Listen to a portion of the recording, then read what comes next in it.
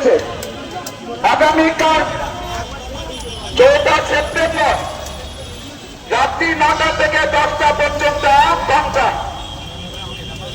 আমাদের বৈদ্যুতিক সমস্ত আলো বন্ধ করে, এই বৈদ্যুতিক আলো বন্ধ করে আমরা প্রদীপ জ্বালাবো।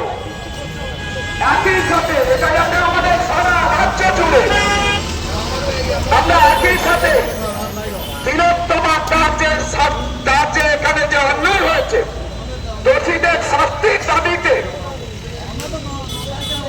আমরা এই 1 ঘন্টার যে প্রতিবাদ, আমরা আলো নিভিয়ে আমাদের যে এখানে বৈদ্যুতিক যে আলো আছে সে আলো নিভিয়ে আমরা প্রদীপ জ্বালিয়ে আমরা রাজ্যের সমস্ত মানুষের মধ্যে একটা ঐক্য আমরা তৈরি করতে চাই।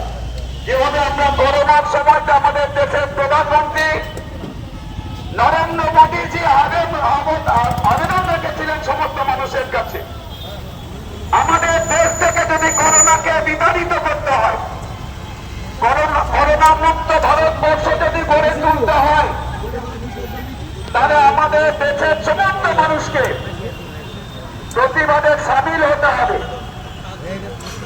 আমাদের সেদিন বলেছিলেন করোনার বিরুদ্ধে দেশের সমস্ত অংশের মানুষ সবাইকে একসাথে করোনা মুক্ত ভারতবর্ষ গড়ে তোলার জন্য প্রতিবাদে সামিল হতে হবে।